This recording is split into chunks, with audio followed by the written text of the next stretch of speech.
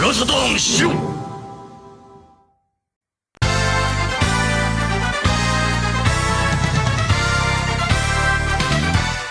Welcome everybody to a brand new SHIRO show, or SHIRO show if you speak English like a proper person should. But anyways, welcome to the SHIRO show. I am TraynoCo. Dave is sadly not here today. He is feeling under the weather. So we wish him the best and wish he was here so we can roast him. But you know, just the way it is. The way it is. But anyways, welcome to a show. Welcome to a show. It definitely is a show, that's for sure. First, before we begin though, I want to give my condolences. I know that recently there's been a lot of talk in the news from somebody really important that we really lost and really affected society a lot. So before we begin, I want to give an RIP to Thurston Waffles, probably the best internet cat of all time. He died, sadly, the other night. I think it was yesterday or the day before. Sadly, Thurston Waffles sadly passed away. Love that cat. That's the shouting cat, one of my favorite cats of all time. RIP, RIP. Yeah. Oh yeah. Also, I think somebody from the band Queen died or something. I don't know. There was some stuff on Twitter about something about Queen. I don't know what that was about. So, RIP to that guy too. I guess it's fine. But anyways, anyways, getting back to the show. I was sadly not here last week because I was in Vegas. Well, sadly being a debatable term. I wasn't. I think it's pretty sad. I was in Vegas. Thought it was a lot of fun. But for you guys probably missed me, probably. Maybe. Not seeing a lot of really positive comments in here. Call me a troll. Jokes aside, yeah, I almost was on the show yesterday, or on Friday, but sadly I hit a dead zone as soon as the show started, so my mic completely dropped off, so I sadly could not make it. So, but today I'm here, and I'm doing awesome things. Got my new awesome shirt in the mail. Protect trans kids. So, just want to say, TraynoCo says trans rights. Patrick says trans rights. Everyone says trans rights. SHIRO says trans rights, and protect trans kids. But that's besides the point. I just want to wear this cool shirt because I liked it. Really good, nice little shirt I got the other day. Also got some other shirts in the mail too. Yeah, I got them right here. I finally, after so long, got SHIRO show merch. So I got the SHIRO show CRT shirt. Put that in there. And I got the hold on. Okay, there we go. The SHIRO show podcast shirt. Amazing shirt quality. I love the feel of these shirts. I like getting the tri-blends, the tri-blends, because they feel the best on me, at least me. They feel nice on my skin. They're nice to sleep in. I prefer those, especially for sleeping shirts and like walking around shirts. The perfect mixture of that. So, oh crap! Really quick news. I just got this. Apparently, Mike Ditka's quarterback attack is on the attack. The Pandemonium review apparently is almost ready to go, or is in the works. I'm not going to give a date, but he tweeted a photo of this, so showing quarterback attack. It's cooking smoothly. It's looking pretty good. I'm kind of excited for what's going to happen with that. I'm not a big fan of those digital picture games, but I'm excited to try them out. Anybody else in the chat fan of those games? Any of the digital pictures games, like was it Night Trap, Double Switch, was it Corpse Killer and Quarterback Attack? I guess Sewer Shark 2 maybe. I don't know. Not a big Sewer Shark guy, but yeah, so that's coming soon. Hopefully we'll get that, and we'll be watching some Quarterback Attack, and you'll be playing it too, maybe. Today's also another special day. I didn't realize today is September 9th, which for all of you that were OGs back in the day, 9999, the Dreamcast came out. The amazing, spectacular Dreamcast came out. One of the best consoles of all time, if not the best. I know that's probably blasphemous on a SEGA Saturn podcast, but I think there's some leeway with that. Everyone knows I'm a big Dreamcast guy. I absolutely love the Dreamcast, one of my favorite consoles of all time. Amazing, and I just can't get enough of it. Can't get enough of the Dreamcast. It is the GOAT console. At least to me, I think it's the GOAT console. But I'm also very biased because I love the Dreamcast so much. But yeah, we're going to be playing some Dreamcast stuff today later on, so it's going to be a lot of fun. We got a lot of, I don't know what we're going to play though. I'm thinking Sonic Adventure, if anybody, maybe Toy Commander, maybe if anybody has any suggestions, we could play that. I'd love to play Soccer Wars, but, I mean, I actually played Columns, but I kind of want to play the original game.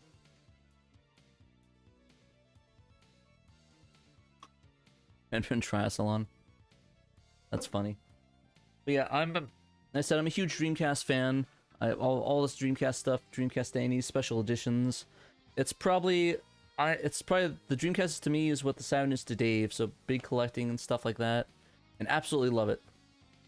Can't get enough. But I also got some other pickups in Vegas. I'll show. I know people like the vinyl stuff.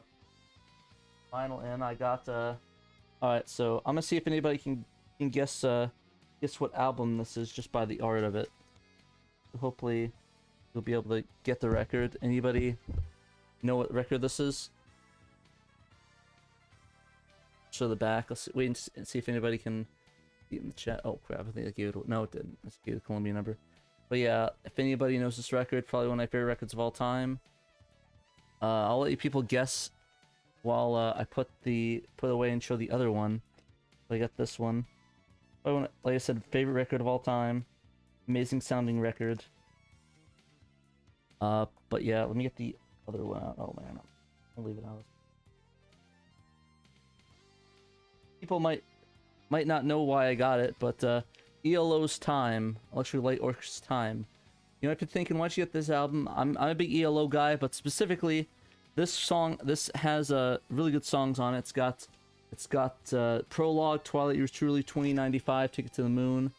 For those that don't know, Twilight actually is the song used. Well, Prologue and Twilight is the song used in the video for Daikon 4. It's a famous, I guess, technically the first AMV ever made, which is actually the start for the company Gainax, which is their big thing. They reference it in a lot of work, but love this album, love the song, love ELO. If you don't love ELO, what's wrong with you?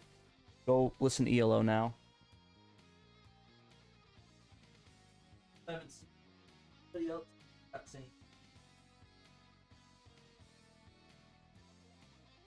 This is indeed Pink Floyd's Metal, one of my favorite Pink Floyd albums of all time. I actually have like 3 copies of this album. It's that good, but it has some of my favorite records of all time. It's got the classic songs on there. Got the classic songs. One of These Days, Pillow of Winds, Seamus, and of course the famous Echoes, the 22-minute song by Pink Floyd, which is one of my favorite songs of all time. I think it's kind of cheating, but I love Echoes. It's one of my favorite songs, one of my favorite pieces of music. But yeah, and it has this cool fold out too of the band, the Pink Floyd sound. Got Roger, got Nick, got Dave, and got Richard. All the OGs in Pink Floyd. But yeah, I love this album, one of my favorite albums of all time. If you haven't listened to Metal, go listen to Metal. You need to listen to Metal. Great album. But yeah, yeah, those are my pickups, vinyl pickups. I also got a bunch of cassettes too. I forgot to grab them though, because I'm dumb. So I will maybe show that off on another time, maybe another cassette stream. But I'm actually working on a cassette player. Actually, right here. This is a WM41 I'm fixing for a friend of mine. The belts are pretty much mush and garbage, so I got a couple of new ones coming in. Probably not going to be till the end of the month to get those in, but once I get those in, I will have another fully functional Walkman. I think it'll be technically it's the 3rd Walkman I'd have, because the two Walkmans I had, the one I'm giving to Dave, the F3, and then this one, and then of course the D6C Walkman, and I don't count the other one, the other tape deck I have, the Sony the D5 Pro, because it's technically not a Walkman, so I don't really count it. But if you really want to, I guess four technically portable Walkman, portable tape players, with the D5 being portable in quotations, as it's not very portable, but I mean, technically you put batteries in it and move it to one place to another, so technically portable, right? Anybody want to argue with me with that? Because I think my logic is sound. But yeah, Shadowmass says getting into collecting CDs again. Awesome, I love CDs. While they aren't my favorite medium, I still think they're kind of neat little physical media, and if you can't get anything else, like, why not? And actually, fun fact, a lot of stores, indie stores, like, have they do autographed CDs now, so like you can get like a Dawn FM CD autographed by The Weeknd and stuff like that, and there's all these cool little gimmicks and stuff to get CDs nowadays, so it's kind of neat. I think I've seen it boosting up a little bit. I'm still sticking with my vinyl and cassettes though, because I'm a bit of a weirdo. But I mean, you guys wouldn't love me if I wasn't weird, right? Alrighty then. So I guess with that, we shall talk about the news. We only got a couple articles here, so we might end up blowing through them. So if we do that in that case, we will start the Dreamcast stuff early. So I mean, either works. Oh wow, Trekkies! I have CDs because when I worked at factory, pressed CDs and vinyl records were the only form of music allowed. Oh, when I worked factor. When I worked factory. Oh, that's really weird. Only CDs and vinyl. I guess it's like a secure thing. Makes sense though.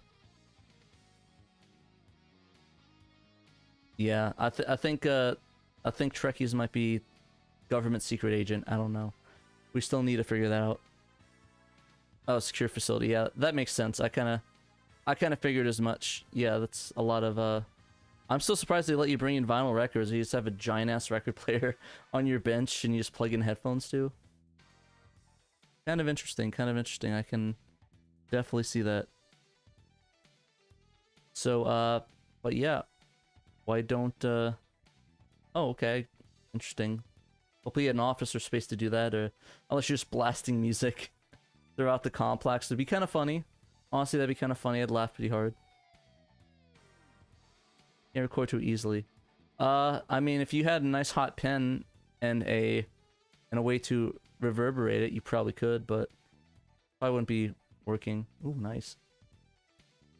But yeah, the first article we're going to go to Police Knots for the best #best of Saturn. So finally, we have a best of Saturn that's actually a best of Saturn. Is a best Saturn. Is the bestest of Saturn, in my opinion.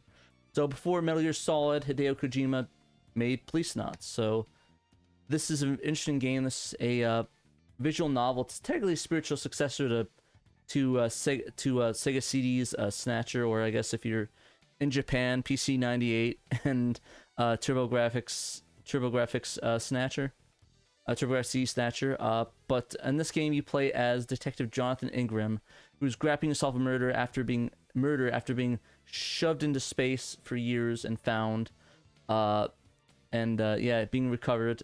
So basically, you have to go investigate a murder of your wife and what's going on with all these other weird coincidences happening and beyond, which is the space colony, kind of like the ISS, except more on a bigger scale. So this is available in Japan only, sadly, but this was actually got a fan translation in 2016, so now everyone that can play it, but unfortunately there's a lot of problematic natures to it. Like there's a lot of I guess sexual harassment, for better or worse, of people in this game. A lot of pretty bad jokes and stuff, but overall I really enjoy the game. It's a ton of fun for me. I mean, usually the good thing about those you can just skip over, but I mean it's there, so it's kind of like yeah. But I think I read online, like a lot of people were like, the developers like telling Hideo, okay, calm down, please, let's stop with that, please don't. But it's definitely you know, in that same gore range and that same like shock value of Snatcher. So very violent, a lot of blood, a lot of cursing and stuff. But overall, I really enjoy the game. Actually, I think this might have less nudity than Snatcher did. Oh wow, yeah. But yeah, no, it's a interesting game. Highly recommend playing it if you haven't and feel like visual novels, especially if you're a Kojima fan. I might be a slight Kojima fan, so I don't know. Just a tiny little bit of Kojima fanboyism, a little bit there, but yeah, I love this game and Metal Gear Solid so much. I got the same tattoo that Meryl actually has on her shoulder. So yeah, I forever have this branded into my skin. So yeah, I guess I could say I'm a Metal Gear Solid fanboy in a way, a Kojima maniac, I guess, if you better word for that, better or less. But yeah, definitely recommend playing it. Thank you again, Peter, for featuring it because it is one of my favorite games on the Saturn. And if you haven't played it, pause the stream and play it. Don't care if I lose fans, but you know, play the game. Play the game. I don't care if I lose viewers on this one. Go play Police Knots right now if you haven't. All right, so we're going now deeper into the Saturn lore or the Sega lore stuff, and we're talking Dreamcast now, especially coincidentally on 9/9. They have before Police Knots Kojima made Metal Gear.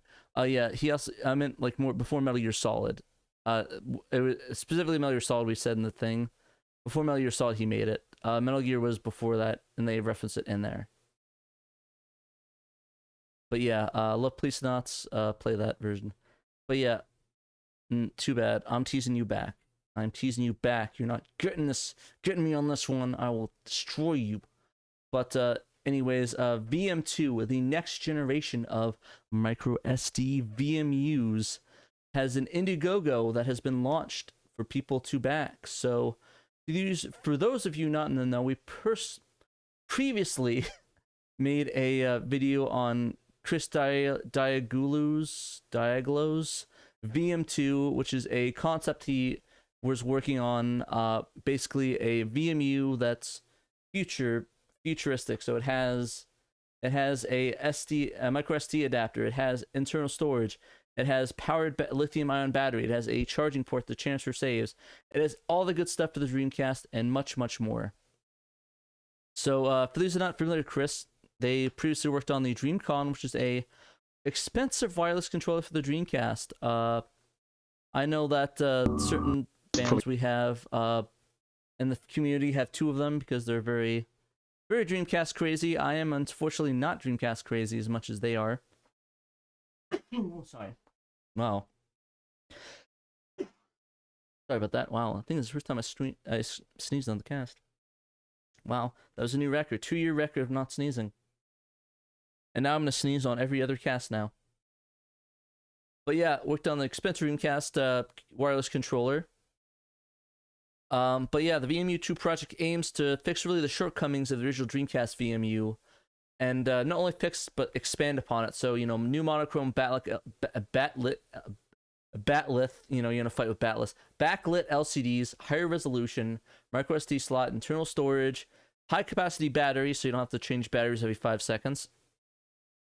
A micro USB connection to connect to your PC. Original audio support. I'm curious what that means by that. Is it going to be like an MP3 player or something? I don't know. DreamEye support, original language support, and then LCD game images streaming to PC. I'm kind of interested to see that. I always wanted to really play the Dreamcast stuff, but I sadly didn't have the battery power. I played a little bit of the Chow stuff, but it's going to be cool to actually play it on an official Dreamcast. An official, the stream VMU or whatever. So due to the nature of the Indiegogo, they don't really need to give a viable prototype. So sadly the production is going to be a bit on the slower side compared to really regular Kickstarters, or maybe even faster compared to if you have Kickstarters that have never been filled, which I definitely have. But I won't talk about that. But the timetable looks like going through different prototypings and checking out and production. But it looks like it should be in the hands of consumers by August 2023 at the latest, it looks like, with I mean, that's if all goes well and we'll have another global pandemic again, but never know, never say never. But there'll be 2 different color options for it so far. There's only be the classic sleek white and matte black options. Sadly, I was hoping, like with the Dreamcast VMUs, that be cool colors like this Soccer Wars one. I kind of really wish it had like these colors, like cool colors, but I get it for the Dreamcast stuff, and also you'll never hear this again, so yep, you'll definitely miss that. You'll never hear that sound again if you have one of these in there. But yeah, sadly, it does not. It only has these two colors, and yeah, well, I guess I get it. It's an Indiegogo, so maybe in the future they'll have more sort of shells for it. It'll have more options for it. So we'll definitely see. Yeah, the Indiegogo, you could back it right here. There's a link in the article, but the options are kind of a little bit sparse for it. Wow, it's making good progress. So to the backing options, you can either get 1, 2, or 3. That's really it. So if you want multiple of them, honestly, I don't know why you'd want multiple of them, to be honest. I think one of them pretty much could have all the storage you need for any game you ever had in existence. So yeah, here you go. The price is going to be about 115, 116 USD. And it's sort of and it, like I said, you get more off as you get more. So if you want 3, you get 21% off, up from 15 to 21% off depending on when you back it. But yeah, you can get either 1, 2, or 3. I might. Oh, thank you. Appreciate the feedback. But yeah, 1, 2, or 3 of them if you want to get that. So hopefully. Man, I guess I'm dying out here. Oof. Okay, bye. Have fun. So if you want to get 1, 2, or 3 of them, you definitely can. It'll be a lot of fun to get that. Probably more fun than watching me talk about it. But yeah, super exciting. I'm excited to play it. So yeah, if you want to back it, definitely definitely recommend it. It's at sort of $51,000 right now with a goal of 90,000. So I'm excited for it. I think it's gonna be cool. And yeah, if you guys want to back it, definitely back it. Alrighty, so we get one more article for you today. Got that. We got the iFix Retros. iFix Retros fixed up and modded Super Prologue 21 SEGA Saturn Ultra console. Yeah, it might be clickbait, but I don't care.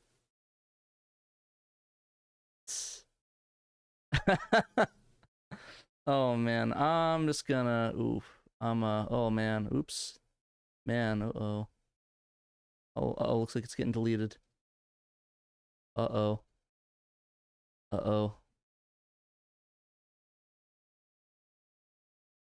Well, but anyway. Man, it is kind of funny. But anyways, yo, how's it going, Lacroix? Sorry, I lost my train of thought. Damn it. Anyways, the fixed up Super Prologue. So, iFix Retro came into possession of a Super Prologue 21. So, for you that don't know, a Super Prologue 21 is a karaoke bass unit for the Sega Saturn that not only plays karaoke but also plays Sega Saturn games as well. So this was sold to really bars and sort of karaoke venues specifically for, well, I guess playing karaoke. So essentially, they picked this up and teamed up with SHIRO the Vile, who, thank you, also recapped and fixed my Dreamcast, my Saturn. So thank you very much, SHIRO. Love him. Go support him. He has a bunch of endeavors. Really cool guy to talk to. Cool dude. But yeah, so he spends sort of months fixing it up. As you could see right here, I got really good quality on that. Sort of it's like I said, it's really cool. It's big as hell though. Like, holy crap! I didn't really realize how big this monster was. Like, look at how huge wow, it's a lot of innuendos. No innuendos in chat. No innuendos in chat while I'm making jokes. This thing is pretty much the size of a Laserdisc player. Like no joke. This thing is like monstrous. Look at it compared to this Dreamcast right here. Like, goddamn, dude, I really want to get this. This is massively cool. But yeah, essentially it's a karaoke unit. Well, even as a controller, man, I'm gonna open that up to get the controller. Damn Twitter, hold up.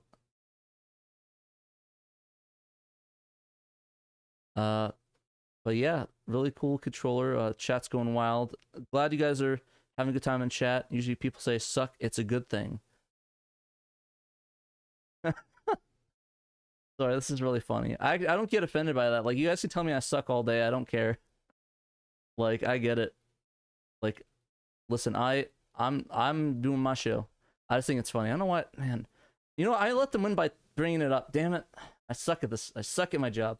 But anyway, this cool controller. I think this like I don't see this very often. It's like an Australian controller, some weird controller.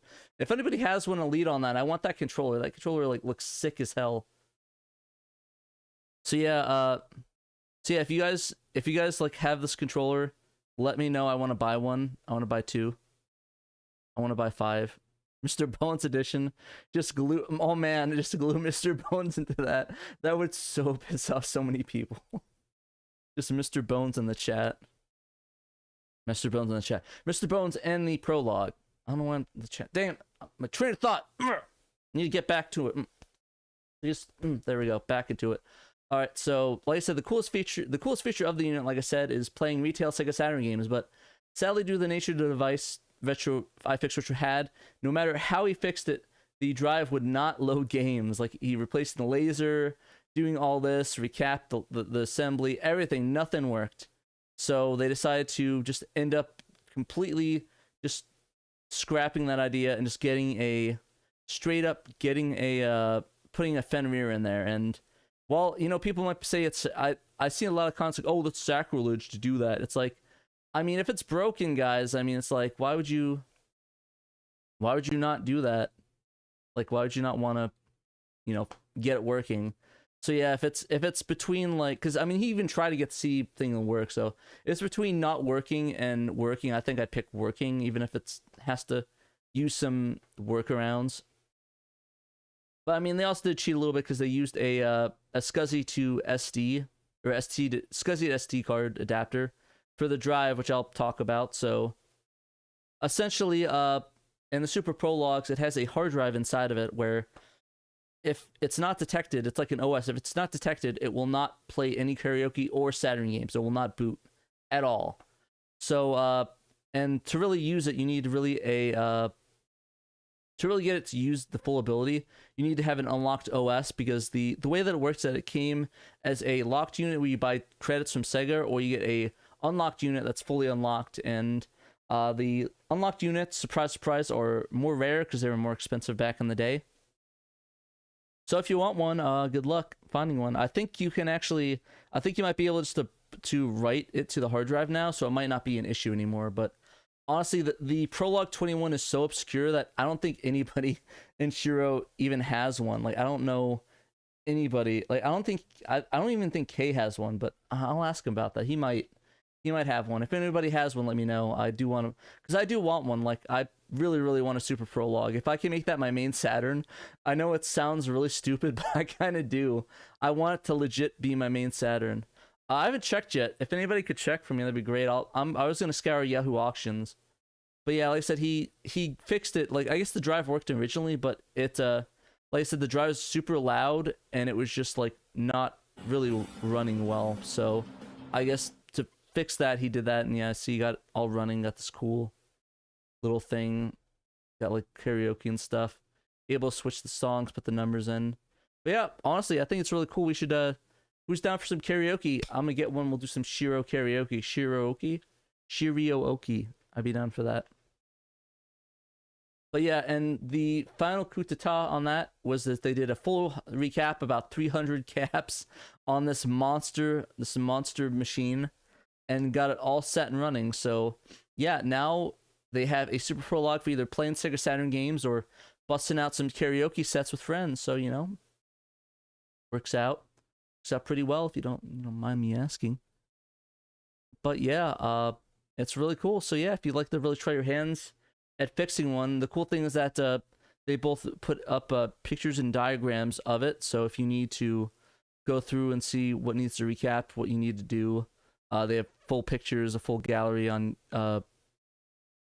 online about it and all working. So, and I included that in the article. So if you want to read that, you can. And then yeah, and I just want to thank both iFix Retro and SHIRO the Vial for, you know, not only fixing the unit but getting it back into the best configuration it ever has been. So yeah, it's pretty amazing. I love it. It's amazing, and I want one. Anyone has any leads on it, let me know. Hopefully it's not going to be $1,000. I will cry. I don't want to pay $1,000. Actually, we have the power of eBay and time on our hands because we have 30 minutes left. So why don't we do a fun thing? We're gonna do a fun project. We're gonna play ignore my searchings, but find the prologue. Let's find a prologue. Super Prologue 21. Can we find it on eBay? Definitely not these shirts. Oh, this is kind of cool. Okay, not a Super Prologue, but Super Prologue 21 jacket. Look at that. With Sonic on. Ooh, I like that. I like it a lot. Look at that. Holy crap. It's a cool jacket. That actually is a pretty fire jacket. What size is it? If it's a medium, I might think about getting that. Like imagine me rocking this at PRGE. Oh yeah. Okay, Kay says I own both of those things. I own two of those things. Both are broken the same way. What do you mean by broken? Like what's going on with them? I kinda, like I said, I kinda, like maybe I might be able to fix it if you know. Yeah, let's see. Yellow windbreaker type jackets. Why can't I click? There we go. Decorative sleeves. Button up. Looks like it's a large, so I might be able to fit into that. Oh fuck, man. I really want this jacket really badly. What do you guys think? Would you guys think I look super fly in this? Like, if I get like 2, you'd look super fly in this. I'll put in an offer if I can on this jacket. If people say I look super fly, okay, I'll try to put in an offer on this jacket because this jacket actually looks really fire. Okay. I'm gonna save this tab for later. We'll go back to that maybe. Go back to that buying dumb things. But Patrick Trainer buys dumb things. Yeah, let's try some Yahoo Auctions Japan.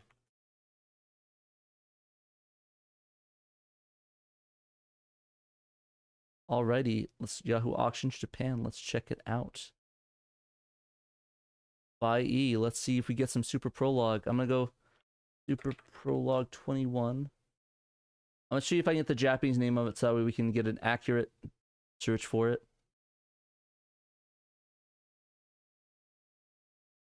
Yeah, I kind of really want to get that controller if I really would love to get that. $43 for 12 months. Honestly, that's not bad. That's not bad. I might Don't tempt me with a good time, okay? I don't think this is what we're looking for. Okay. No, looks like there is no Super Prologue 21s. Let me try it just Google Super Prologue 21.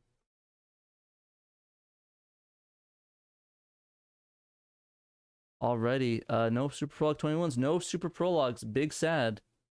Infinite Jack, what's the stream about? Good question. I don't know anymore. I guess we're looking for Super Prologue 21s. I don't know how viable we can find one though. It looks like they're not on eBay or Amazon Japan, so you might be SOL on that one. But yeah, that is the big sad. But oh man, this jacket. I kind of really want this jacket. Oh man. This is a fire jacket. Button up. Common. That's me for Ricky Machine. It is large but fits smaller. Yeah, I might be able to fit that.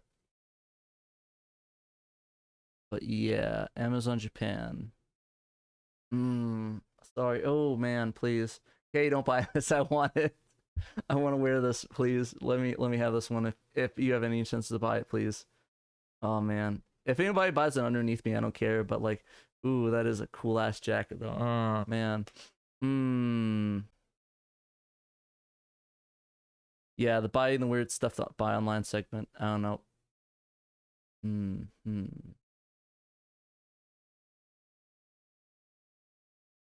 Damn. Okay, we might work on a trade because I actually do really want one of those Australian controllers. We'll talk. We'll talk and we'll talk at PRGE. You're really making me tempt me to buy this damn jacket on the show. You get it, bring it to PRGE and have Kay bring it to the machine for a photo op. Offer up. Man. I do want it. I want it. I really, really want it. I want it. I really want to buy it, but I don't want to know if I do it because it's decently priced. But damn, that Sonic on that back, man. After the show, maybe. After the show. Sorry. I get distracted. That jacket looks good. Sorry. I getting distracted by that jacket. The other thing you should get with a half a grand. I know what I can't get for half a grand. A jacket. Yeah, jacket. I mean, I already have all the Saturn games I have. I got the Satiator, and that was like $200 less. All the Saturn games you could buy $500. Yeah, but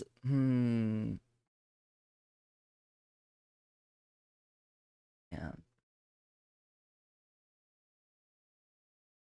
I might dip into the PVM fund for that one. All right. Can get a loose PDS. Yeah, but can I get the jacket? That was the question. Let's say you buy $500. I'll buy a pair of sneakers over a game any day. Not being rude, but there's look a lot like some call me Johnny. Yeah, no worries. I don't take offense to that.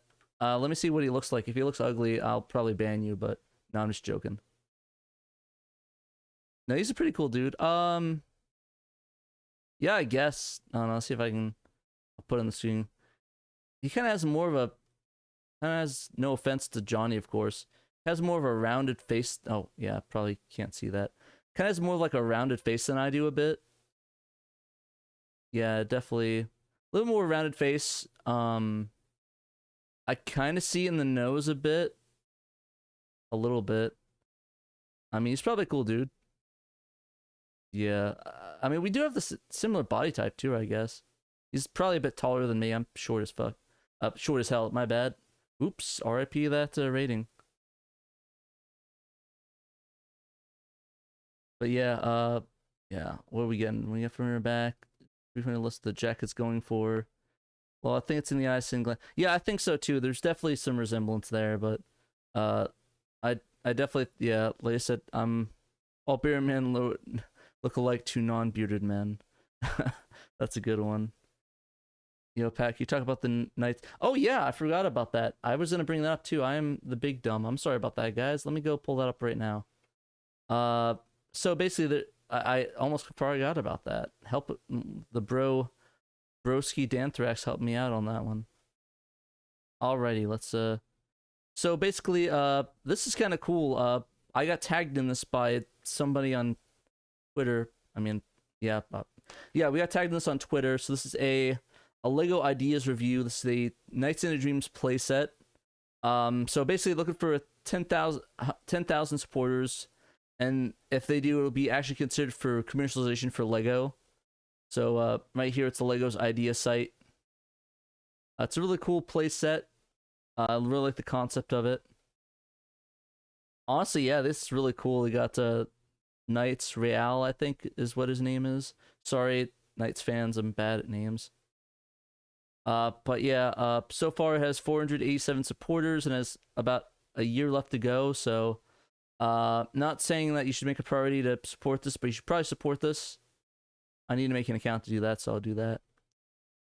But yeah, yeah, Reala. Okay, I was close.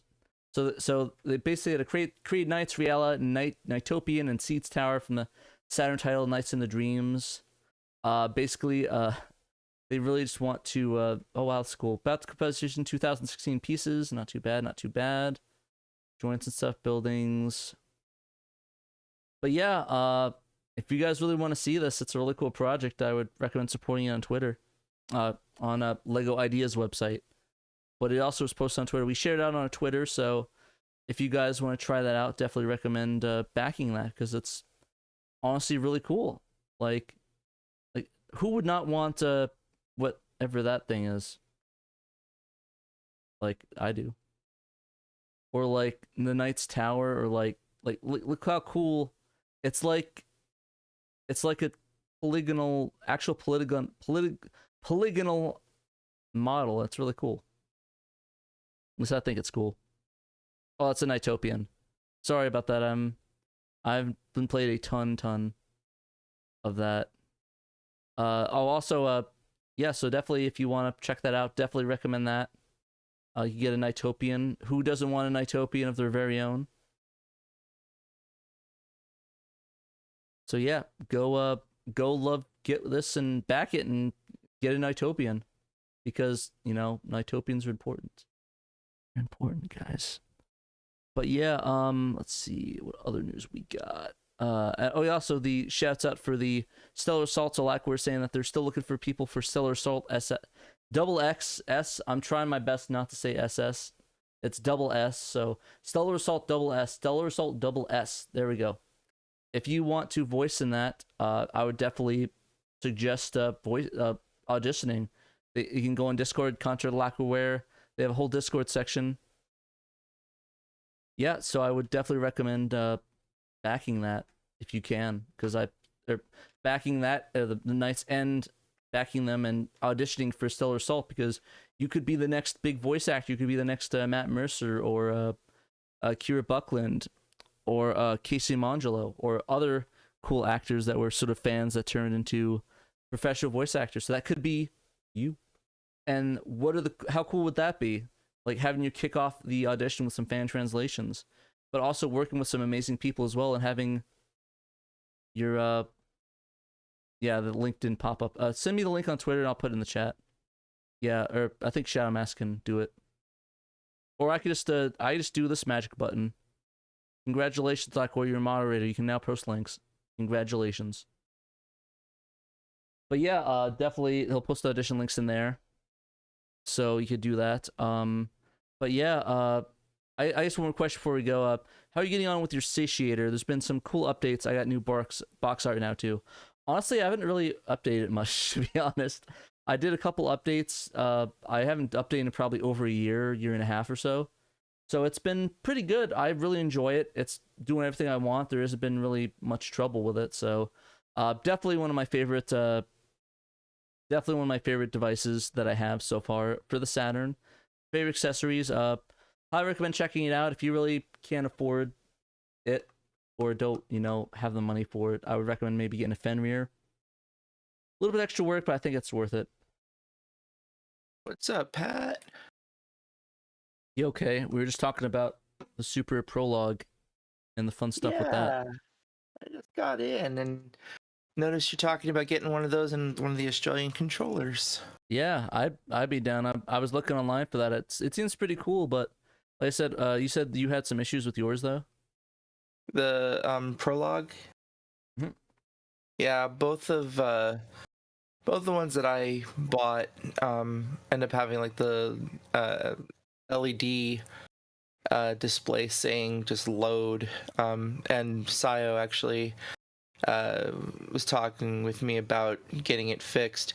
I sent my first Prologue to Ben Heck to get looked at and evaluated back in 2020. And he still has that. Saya's offered to get it fixed if I could get it over to him. Nice. Yeah, I definitely think you should. Sayo just actually worked on that other one recently, so I think another one would be a no brainer for him. My thing is that I'm thinking if it's just his load, it might be like just a drive issue that you might be able to solve just by getting a Fenrir or something in there. I'm gonna go all original with these. I've got enough other Saturns, so I'm gonna try and do like a full restoration. but Nice. we'll see what happens. You know, Hey, good luck it's on not that been though. a thanks. It's not been like a huge priority. But it was interesting to see the Australian controller in that picture, that video. Yeah, honestly, I've seen them all over. I kind of really want one because I like the aesthetic look of it. It looks so nice, and the turbos on the bottom are they're. It's cool to see like a quote unquote official, and I'm using my air quotes with that, Mm. official Sega branded controller with turbos. Uh, they I don't know. They're a little weird with the placement of the switches because like while you're holding it, you can scratch yourself on them. Um, I actually put one together with a Rhea modified system and like a Mega Man slash Rockman collection. I think I put like the actual games, every spare Mega Man game I had at the time, Hmm. and put it to auction at Pure GE back in like 2018. Nice. Hopefully that went over well. But yeah, It no, was all yeah. But yeah, I'd definitely be down to if you had an extra one for sale. I'd definitely be down to buy one. I don't know what the going rate is for them though.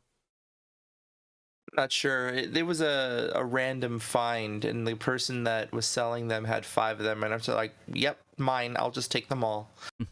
And one got used and then sold, and then the other 4 are on my shelf. I'm looking at behind me. Nice, nice, yeah. But yeah, I'll probably look on PRG for that, or if you want to sell me one, I'd definitely be down. We can have some chats. Works, works. We do get some trading done. Trading, I like it. I like it. But yeah, I think that's about. I think we're just ending a little bit The early, but trade's gonna be you're gonna have to get like a Mr. Bones tattoo on the yeah, side of your neck. I'll just look around PRG floor. I'm pretty sure I could find one. I'm good, fam. I'm good. But yeah, I think in terms of the news, that's pretty much about it. We'll probably just go back to the. We'll go play some Dreamcast stuff a little bit early today, and then we will chat that up. We'll just chat up there a little bit. But yeah, before we go, I'm gonna shout out our patrons. Let me go get them up real quick.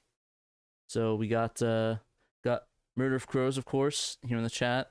Blue Moon 95, Cerillion, Emerald Nova, Johannes Fetz, Nate Lawrence, Derek, aka Team, Jim Clasher Rank, Justin, King Gidra, Memphis, Nutrageous, Robert Ramsey, Rowan Dished, Shadow Masks, Stoneman, Tanuki Trev, and Young Money Sowie. If you guys would like to back us, and get chat out on the show, you can at the $10 above level. And if above that level, you also get a bunch of cool things like early access, of course, early Pandemonium videos, early videos for SHIRO, all those other cool things, video podcasts and stuff like that. It's a bunch of really cool stuff, and of course, coupons for percentage for shirts off. So there's a lot of cool benefits you can get with that. And speaking of which, let me get the link to that somewhere in here. Here we go. If you guys want to back us financially, but not repeatedly like a patron, you definitely go to our shop, our Threadless store. We get some awesome shirts like one of these shirts, like this cool SHIRO podcast shirts, or you can get a SHIRO show shirt as well. You can't get my shirt right here though, the Protect Trans Kids, but you can get that online at another place. I'll probably put a link later on. It's a good shirt. Highly recommend it. Nice, soft feeling. Good message with it. Always good messages with that. But yeah. And if you can't support us financially, definitely recommend backing us, following us, and tweeting us at our social medias, like subscribing on YouTube, ringing the bell, all that other sort of stuff. And then of course getting active maybe in the Discord groups or on Facebook and discuss stuff. A lot of people, we love talking with you guys, and it's a lot of fun talking with us. Even if you tell us we suck and we have a bad hairline, sometimes those discussions need to be had, and I'm willing to accept that. It is what it is, right, guys? It is what it is. Thrown out there also, if you are in the community and want to be involved, Emerald Nova's projects for the Saturn software competition, also taking donations. So that's another way you can contribute. Exactly. So yeah, Exactly. throw And that there. that's a great way to contribute to the community, because we love Emerald Nova, and that game competition I'm super excited for. Love it every year. I think they right out the gate they had like $1,000 for prizes, so it's insane the amount of support they get. So definitely highly recommend if you have the money, or if you just donate as well to that. It would support Saturn community as a whole. It'd be awesome. And then of course I'm gonna hopefully refresh the shirt isn't bought. Okay, good. I'm considering buying the shirt maybe. I think I'll look pretty swagger in it. I know Kay probably would be Not excited if to I see get me it wear it. first. Huh? Not if I get it first. Please don't. I want it. I want it. I want to look. I want the swagger. But yeah, I'll think about that. If it's bought by the time stream ends, whatever. I won't cry over spilled milk or spilled shirt. But yeah. Oops. Spilled Maybe I jacket. let disappear. Shit. Spilled jacket. There we go. But yeah, I think that's about it, guys. Gonna go to the game stream. Gonna play some Sonic Adventure or something else. I don't know. Probably Sonic Adventure though. We'll do that. But anyways, remember, guys, you must play SEGA Saturn.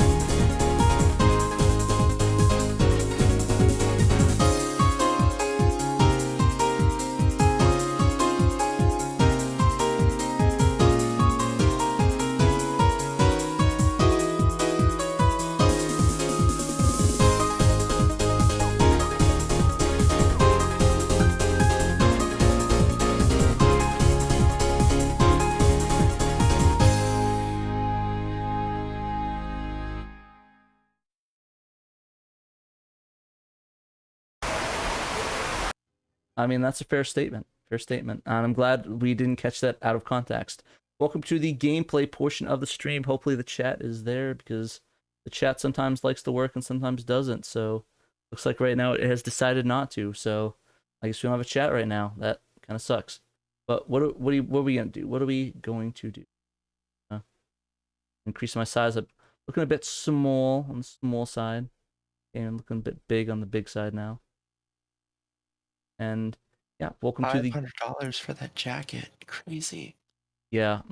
Seriously considering that. I'd be willing to take the L on that. It's good ass jacket though. Good ass jacket. But yeah, welcome to the gameplay portion. Today we are going to be playing some Dreamcast. We'll play some Sonic Adventure. I think might be a good idea. I don't got any better ideas. We'll do some Sonic Adventure. Sonic Adventure. I can't believe I looked for Sonic I looked for Sonic Adventure. I can't believe I actually looked at that. I'm dumb. Actually, Actually, let's play limited edition. I've never played that version before. Let's see how far we can get. If this is going to be dedicated to Dreamcast, you might want to like throw in some consideration for like Shenmue and Soul Calibur and Crazy Taxi. Yeah, no, I definitely it's a good option. I just think for streaming purposes, I'm the best at Sonic Adventure. I gotcha. Select a I've actually never beat Shenmue, sadly.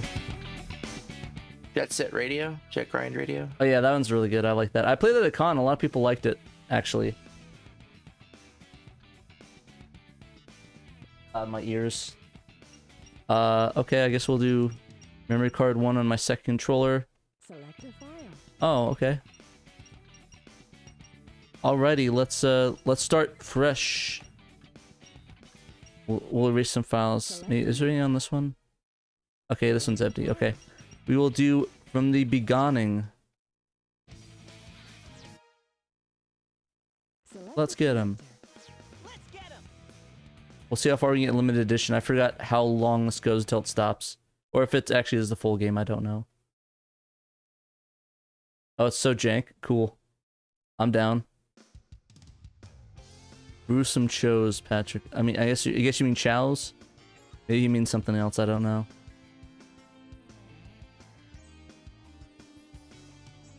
Later, Charlie. Charlie. Stoneman, actually not really sure what the difference are with this one. I've never played it before. I think there's some musical differences though, apparently. But I've not played it enough to really know for sure, sadly. Oh yeah! Oh yeah!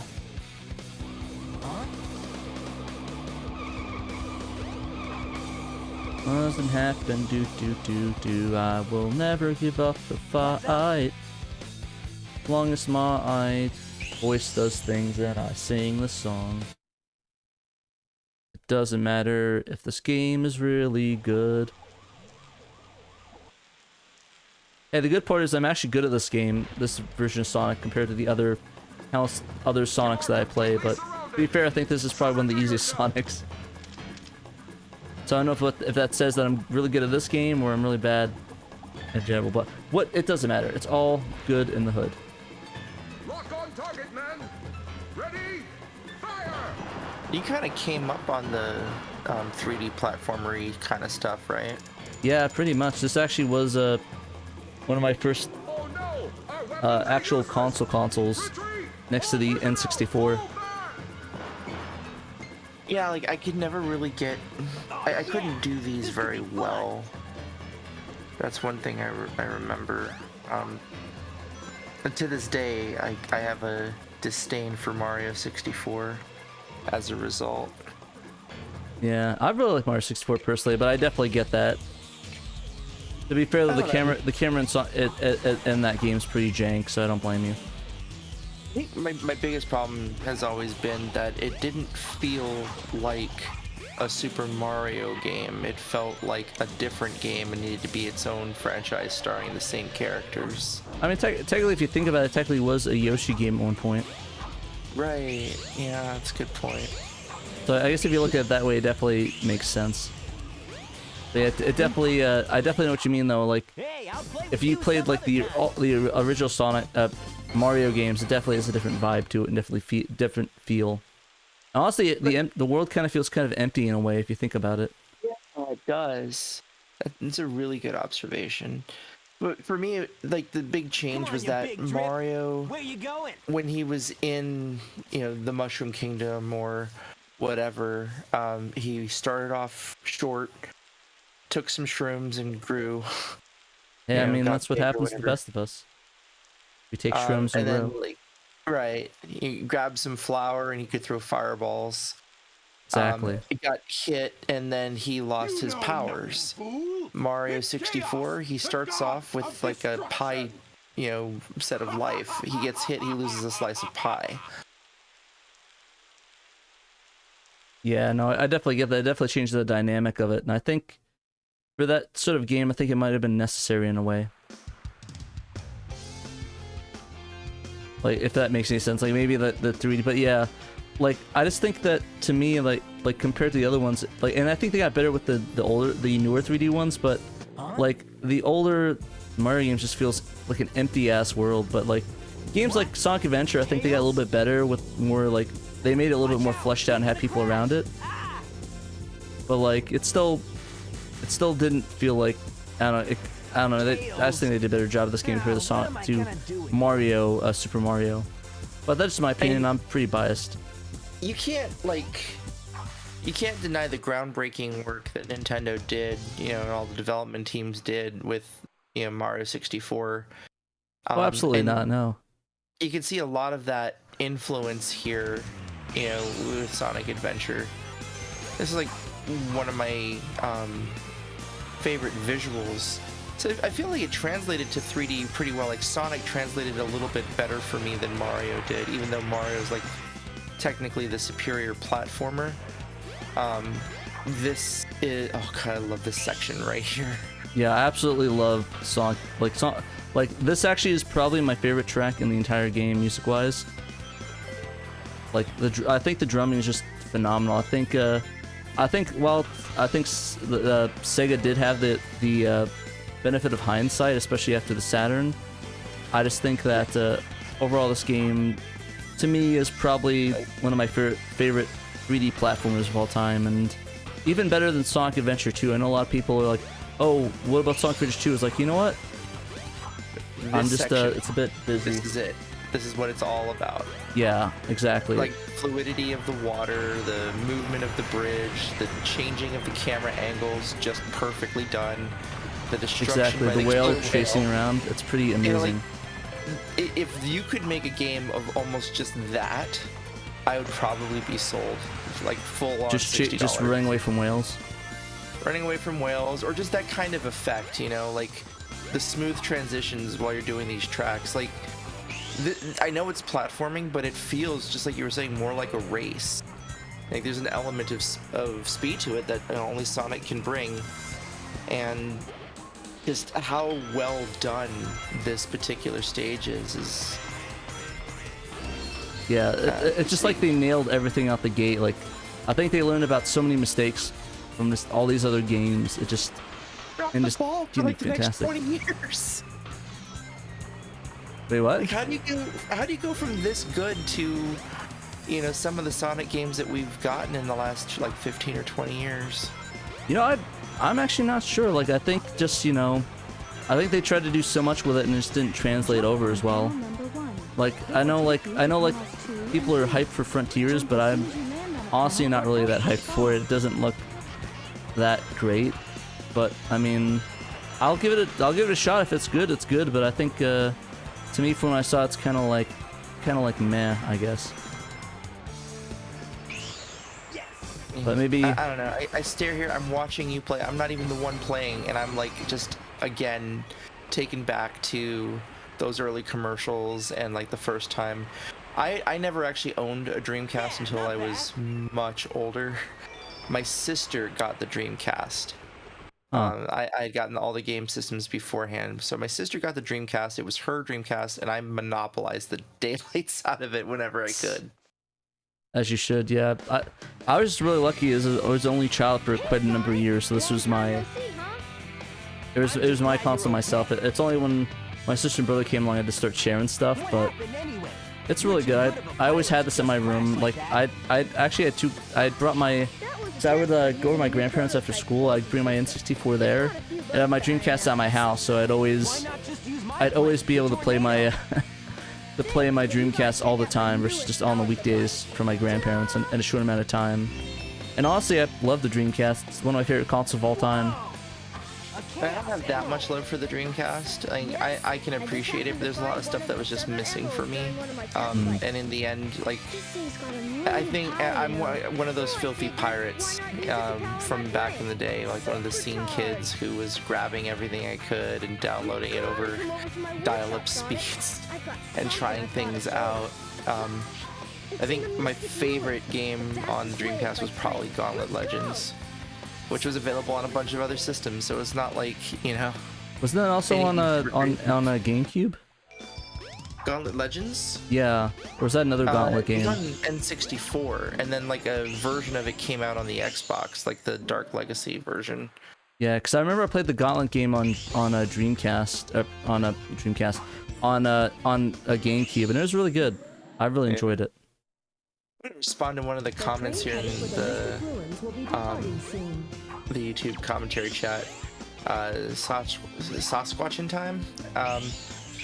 I get the whole thing about like having extra hits for 3D, but like I've been a big advocate that well, I was not advocate, but very loudly opinionated about 3D Mario games. And there's two genres in my mind. There's like the Mario 64 line, and then there's like the Mario 3D World line. Mario 3D World, much better 3D Mario experience than Mario 64. Period. Because it's a Mario experience. 3D platforming, Mario 64 takes it.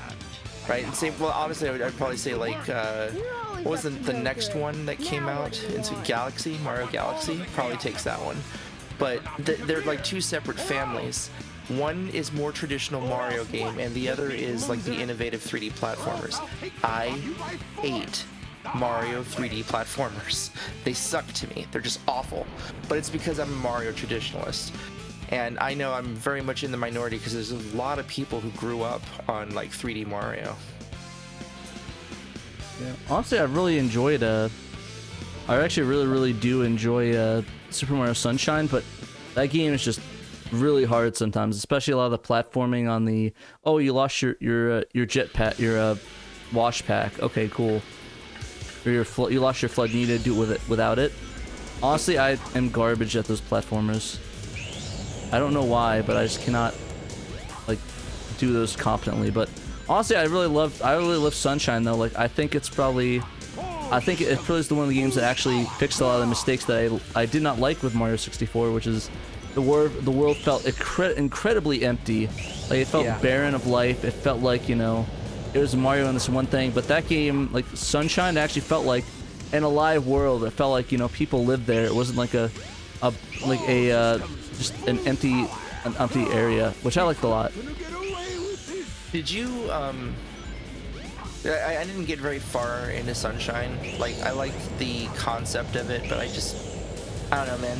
Something hit me so hard with, you know, 3D Mario games early on. I didn't really know if Mario Sunshine was quite a Mario type game. You know, even whether it was a 3D Mario game or a traditional Mario game, something about it seemed very, very different from either, and I couldn't get into it as far as I thought I would have. Yeah, you know, I definitely could see that. I kind of liked it just because it had a really cool gimmick with it, and I don't know, I kind of like gimmicky games in a way, and I don't know, it just worked for some reason. I really enjoyed it, and it felt like almost a natural progression of 64. But honestly, I actually did not like Galaxy as much, weirdly enough. I know I'll get a lot of flack for that, but I just did not care that much for Galaxy. Alright, so if you were to be asked the question, what would you consider an actual Mario game? Do you think that 64, Galaxy, Odyssey, Galaxy 2, do you think those games would actually count? Or would you be like of the type that says that, you know, only really like the traditional Mario games count? Any Mario game is a game that has Mario in it and by Nintendo, and it's called Mario. Tennis. Yep. The thing is that I don't mind it, because, like, you know, a lot of the Mario games that are made, some of them are for me, some of them aren't for me. Like I did not like the Super Mario 3D Land. I did not like the new Super Mario Brothers games. They just weren't my jam. But like some people, they really enjoyed it, and it's like they're sort of thesis of what a good Mario game could be. But to me, they're not for me. But like, I like different types of Mario games. Like I loved Sunshine, like I was saying. I love the weird ones. I loved, like, you know, tennis, Mario Kart. Yeah, just to me. So that's just my opinion. Like NES Open Golf, because it had Mario on the cover, and I think he was like a caddy or a coach, but it was not a Mario game. Well, I mean, like, as long as it had. So I meant Mario on the title of it, and was like explicitly a Mario game. So like nothing like Mike Tyson's Punch Out or something like that.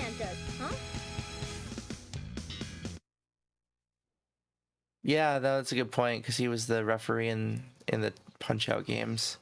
Yeah, so like I guess in the basic nature of it, I guess my point was, like, I am not one of the type of guys like, oh, it doesn't count, it's not a Mario game. It's like, as long as it's fun and it's by Nintendo and it has Mario in the title and it is a Mario game, I count it. Like 3D or not, like I don't like Galaxy that much, but I respect people that do like Galaxy, so.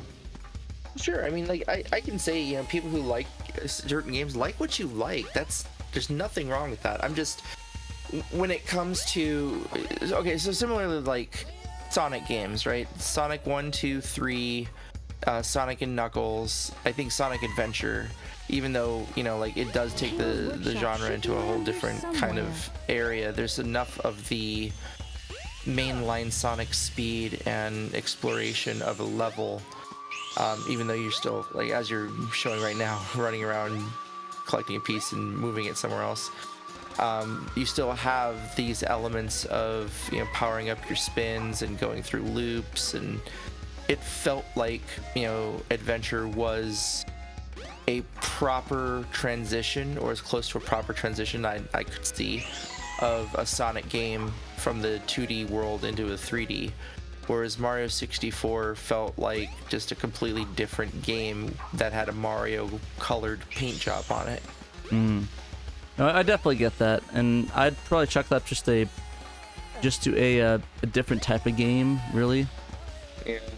Yeah. Also, I forgot where I'm supposed to go with this. Isn't some like I'm supposed to go 16 square? Does like something blow up and I have to like go somewhere? I can't remember. It's been a hot minute. Dude, I haven't played this game since like 2002. Yeah. Because I remember you have to bring this. Oh, I think it has to be over here or something. Rob Stradler is saying bottom pat.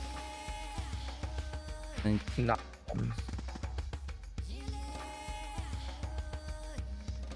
That monkey thing I need to do the homing attack for. So for me, Mario games are Mario Brothers, Super Mario Brothers, Super Mario Brothers 3. There are elements that, you know, Doki Doki Panic / Mario 2 Japan or USA that you know, helped move the series forward, but it's hard for me to look at Mario 2 and go, yeah, that's totally a Mario game. I wish more of those elements had gotten translated in, like the go to the waterfall. Says Oh, the Travi. waterfall. Oh, it has to do the Knuckles thing. Like I said, it's been a hot minute since I did this, so yeah, because I remember you have to fight Knuckles. No, that's later though. Here's the waterfall. So usually, yeah, no, because I think you have to. So I remember you go somewhere and it blows up the thing, and you have to like, oh, is there a cave over here too? Oh, here it is. Sorry, So it's Travi's saying that there. Oh, here it Mario's- is, the Windfall Valley. There you go. My bad. Got it. My bad, guys. I could have sworn that the thing blew up, but that was for the ice area. Sorry. It's been a So hot minute. Travi's all like saying Mario 64 was just a Mario game that was adapting to the times, and what I'm gonna say to that is Mario 3D World, Mario 3D Land, that feels like a Mario game that adapted to the 3D times. They have the same kind of gameplay elements where Mario has power-ups. If Mario gets hit, he loses those power-ups. If he gets hit another time, he dies. It's not a pie chart thing. What they did was create a new game and use some of the elements and generalized concepts of platforming to create Mario 64. But it is, in my opinion only, and I'm not saying my opinion is anywhere near right or anything, but it just... Mine is having though. played- That's just my opinion. Though. Pat's always right, no matter Yeah, what. my opinions are the correct ones to have. So, but Oh, joking God, this aside, is so cool joking too. aside, I definitely get what you mean, and I definitely agree with you. But yeah, like I said, like, and all it comes down to is opinion stuff, though. At the end of the day, but just like how we feel and how we respect how we feel about the games. Which, you know, some people like them, some people don't, away and from like, it, you know? like I mean, even like Danthrax was saying that he hated Galaxy, so I definitely agree with you on that one. The thing is, like, I can dislike a game and still have a respect for what it did for the genre or for video games in general. Like, I am nowhere near a Mario 64 fan. I never will be. It's sacrilege. I'm a huge Zelda fan, and I don't really like Ocarina of Time all that much. I struggle. I've never passed that game. You know, or most of the 3D Zeldas that came from that. Did you ever play Link Between Worlds? I have not yet. I was really excited about that one, but yeah, stuff kind of happened that pushed that to the side. And so, having said that, I've played Breath of the Wild, and I have to say that in spite of missing some of the traditional Zelda elements like long labyrinths and stuff, that is now my second favorite Zelda game. I'm guessing first And- is Link to the Past. Yes, A Link to the Past for storyline. I It is a also really good one. I go back to the original a lot because there's challenge elements to it that are, I mean, it's from a simpler time, but you can create your own challenges from it. You do the levels in any order you want to. There's a whole second quest which changes everything up, and so to me, if I don't want like a linear storytelling experience, the original Legend of Zelda is very high on my list. Breath of the Wild is very similar to that in that you could pretty much do whatever you wanted. You could create your own challenges. Hell, you could even beat the game without like being in the dungeons if you're really that good. I actually literally did that. Like my challenge to myself, everyone was saying that you had to go and talk with Sheik or Impa. It was Impa in that village, and like the game tried to guide you that way, and I'm all like, no, I'm not gonna do that. So I purposefully made it harder for myself without even knowing it. Just because I didn't want to go talk to Impa in that village, I avoided that village. I did one Divine Beast, and I was like, I wonder if I could get to the castle. And, I got to the castle with only one Divine Beast. I had a pretty interesting fight with Ganon, and, it sticks out in my mind as going, wow, there's so much cool stuff to do in this game after the fact. But what really gets me about Ocarina of Time is that you can't jump. Like, you can do a side jump, you can jump backwards, but you can't jump up. That is a bit weird, and I mean, at least they fixed it in Breath of the Wild, though. You actually can jump in this one. Absolutely. Why are we talking about Mario and Zelda? Because we're comparing like how the history of a particular franchise and its evolution, makes sense, and that in this case, I don't know if Pat feels the same way, but I feel that Sonic evolution, or like its evolution to Sonic Adventure, it pays a lot of homage and respect to the history of the Sonic franchise, whereas Mario 64 didn't feel the same. Yeah, I definitely see that.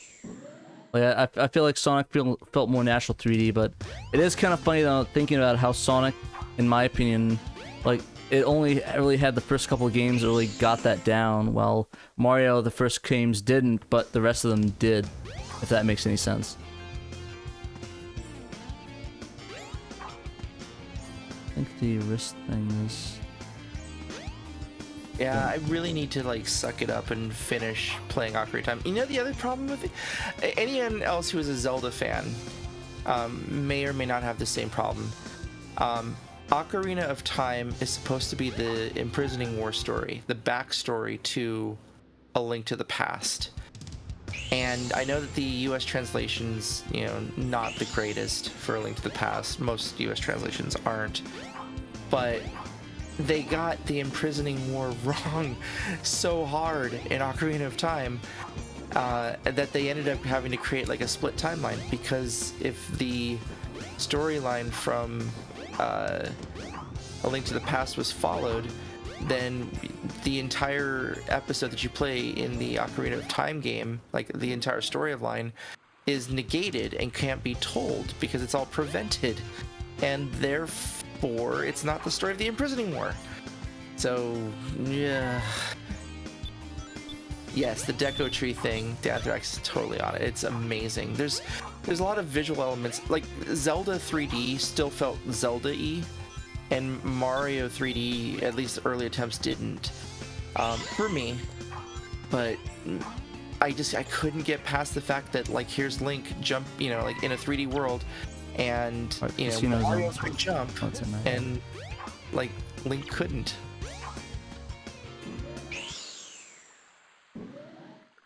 Yeah, definitely. Let's see. What did you think about differences of Sega's Sonic Adventure Dreamcast and others like PC port? Basically, the way I felt about it is I really enjoyed the Dreamcast one. I think it's the best one. I don't like the GameCube one, and both the PC ones have issues, sadly. So, to me, I was not the biggest fan of it, sadly. Like the only real, in my opinion, the best version of Sonic is the Dreamcast one, because it has everything, no issues for the most part. Now you've got Looks amazing still to this day. Yeah, and like all the other ports, like compared to it, have issues. Well, the Dreamcast one is as good as it could get without fixing, without needing mods and stuff. But yeah, if you have the PC, if there's probably mods to the PC one to get it to that level, like it's a lot of mods that are required, sadly. Like if you really want to do it, you have to, you really have to like mod it to get a perfect version of it. Also, I do appreciate like at Sonic Adventure 2 how they fixed the light speed dash where it's just like an instant press the button instead of you have to hold the thing down and wait. I'm glad they fixed that. It was really annoying. I did not play Generations. Yeah, Generations honestly is probably one of my other favorite ones. Generations really good. I might have to look into it. Yeah, Unleashed. Alright, so Cerulean says, to be frank, Link needed items to jump in the 2D games, and to that I respond, Zelda 2, The Adventure of Link. Case closed. Rip. Yeah, but I get it. I mean, like in the this reduces the time needed in to what's store considered power for the light traditional speed Zelda games, like Link didn't jump. I'm not saying that Link needed to jump in those games. They weren't platformers. What I'm saying though is like, how cool would it have been to be able to do a jump attack, right, with your sword instead of only being able to dodge or jump away. And also, like, you're figuring out puzzles, and a lot of it felt very similar to, you know, like Mario 64, where jumping was an element of things, and I'm like, why? It looks like I could reach that if I could just jump up and, you know, Link could just grab a vine. So. Here we go, boys. I'm finally in the groove again. Sonic's voice actor is Brian Drummond. He voiced him, I think, in Sonic 1, Adventure 1, 2, and then Heroes. And then it went to the... I guess once they did, crap, what was the name of the game? Once they moved, they did the dub of Sonic X in 2003. I think they used all those voice actors, so then, you know, Mike Pollock, whoever the hell for Sonic's voice actor, the second one was. I'm trying to find the Knights one, because I think it'd be fitting. Was that the Knight one's one right there, the card and pinballs? I think this one was it. Here we go. We're playing Saturn, guys. We're playing Saturn. We're good now. We got Knights. Can we just like extract this out of the game and backport it? What do you mean? Oh, like the pinball game? Oh, that'd be kind of a cool one. Oh shit. Rip. Also, I'm bad at pinball. Surprise, surprise. But I like playing this one anyways because I like Knights. Yeah, not biggest pinball guy. No, it's totally okay. God, this is so cool. Yeah, I really like it. I'm trying to get. Yeah, I'm trying to get the thing where you can it flies with. I keep getting that dumb thing. I hate that. Malenko, thank you for the 199. Appreciate it, my dude. Thank you again. You were awesome. Be of a kind, baby. Oh crap! Almost was not paying attention. I keep getting that. No. I'm trying to just get the. Okay, that works too. I just want to get into the thing where like you travel through the Knights world. I can't remember which thing that is to hit that. Yeah, Necronomicon. Yeah, Necronomicon is pretty awesome. I love that one. Really good. But yeah, Last Glad. Yeah, we did a whole podcast on that. The pinball games. Here we go. Now I think I can get to the night thing. The door opened, so I have to like angle it up. So I'm gonna try and do that. And this should get me in there. Ooh, or not. Let me in there, please. Let me in the Knights world. I want to fly with Knights and see what a Knights on Dreamcast could have been. Ooh. Come on, dang it. Get in that thing. Ah, so close. I hit the bumper, though. Try my best, guys, to get the Knights into Dreams. It's hard to get this bumper, but I'm doing fairly good. I usually am pretty bad at this one. Dang it, no.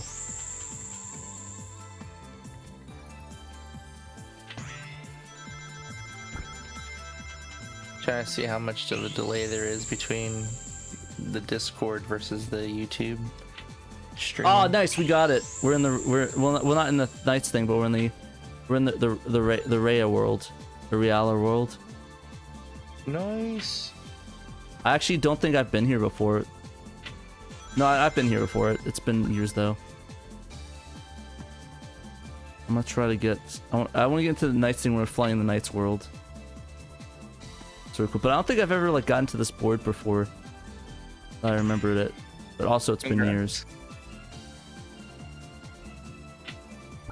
No. Okay, here we go. Yeah. Okay, now we're flying through it. That's cool. This is really the only part. There's the Neptunians. Honestly, it's kind of cool having a retrospect of it. Like having like knowing like about the game and then playing this again. It's like, oh, I see all the references now.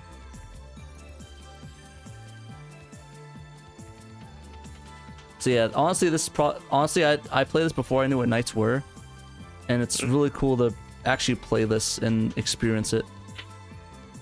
Yeah, have like all the understanding. Exactly. Be like, oh, I get all the references. It's cool. I'm in the Riela's world and stuff like that, or Rhea, whatever their name is, Viala or whatever. Yeah, as much as a fan. You remember that was like our second cast, I think, where we were like talking about our favorite games and.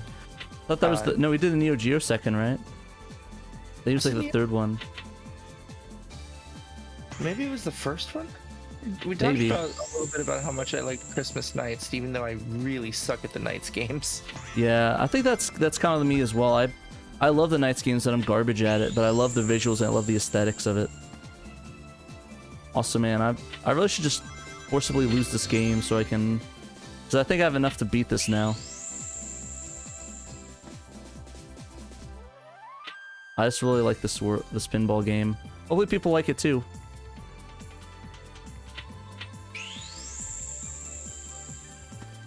I'll never care. Okay, coolio.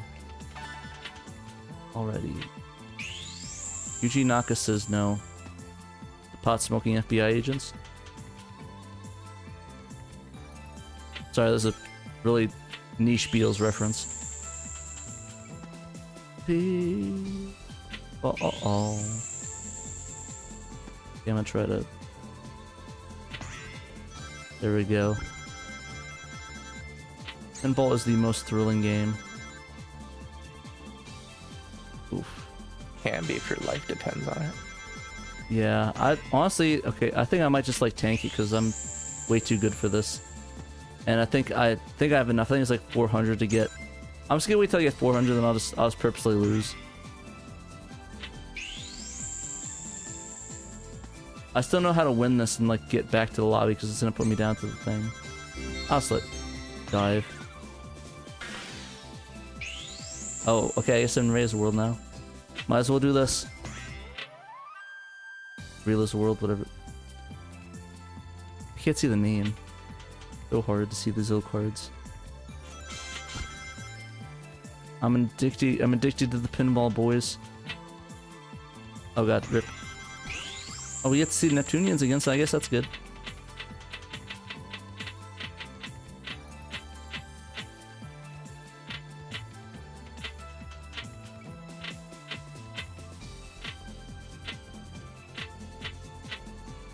I'm supposed to do I do this all the time.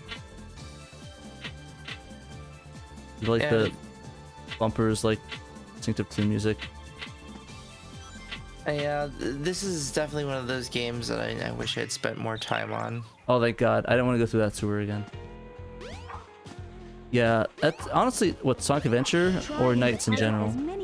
Sonic Adventure. I didn't do enough with this game when it came out. I was very heavily into grabbing games quantity, not quality. And thanks for me for doing it, man.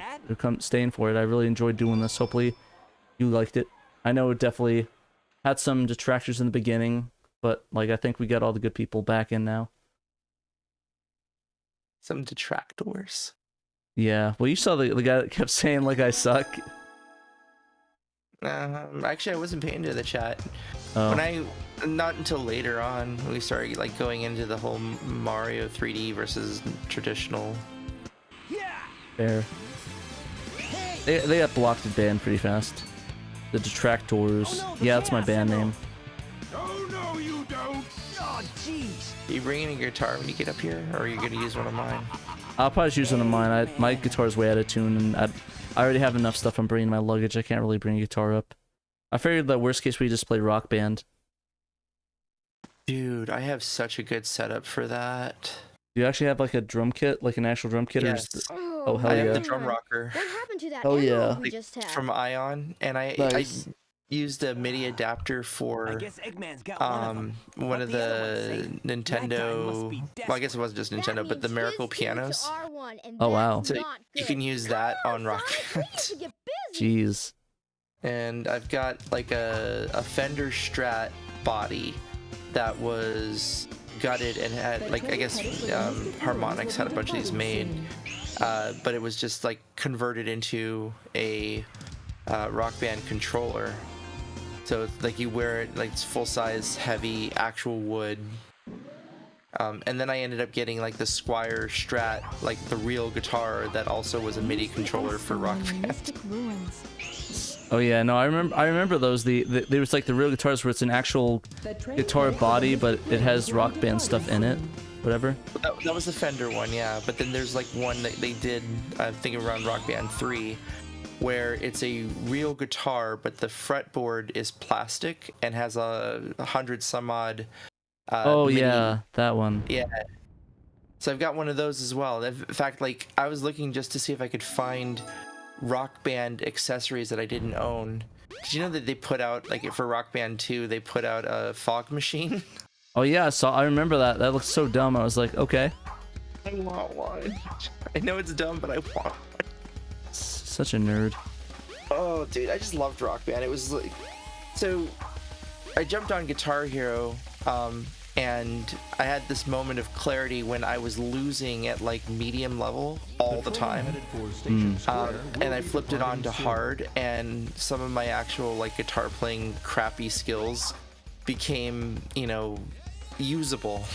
I've noticed that in a lot of rhythm games actually that honestly that a lot of like the things that they don't track the notes exactly, so it's like every other note. But if you're used to playing stuff like that, like you play every note and it's actually easier. Like there's songs in hard I cannot play because it's just so annoying. But when it gets to the easy setting, or when it gets harder and you play all the notes, it's like, okay, well I'm hitting all the notes now and I'm not missing them because it's like I expect them to be there, you know? Right. And that was the experience where I knew like Guitar Hero was going to be a decent franchise for me. So I got very excited very quickly about stupid little plastic instruments. Hey, And that's then, fair. Rock Band coming out and having like DLC. Now, I am not normally a fan of DLC pretty much at all, unless it's like free or enhances the game as a love letter. But like, the model that the industry went, where it was, okay, we're going to develop the main game, and then you're going to slice off some of these parts and develop it for DLC, and we'll just add it back in later. You can pay for it. That stuff is BS to me. Yeah. Rock Hey, Band where was that is ice like- stone again? I forgot. Was I supposed to bring that with me, or is it somewhere down here? Ice Stone. Forgot where that was. I forget where the hell that put that at. Like, I know it's dropped. It dropped somewhere. I just can't remember where it's put at. Ongul. But yeah, I can't think of a better implementation of DLC than Rock Band. Yeah, honestly, I really love Rock Band songs. The only issue that I have with it is that they take it off the store. So, like for Beatles Rock Band, you can't get like any of the full albums yet. You can't get like the entirety of Abbey Road, Sgt. Pepper, or Rubber Soul anymore. Or all you need is Love. So like, if you want to get that, you need to like hack it probably. Or I've purchased it in the past, I bet. Yeah. Well, I mean, that a lot of that though that's just licensing, right? Licensing issues come and go. I will say one thing that I kind of miss was what was it, Symphony of Destruction, Megadeth? Yeah. The cover version that they did for either Guitar Hero or Rock Band, whichever one it came out on.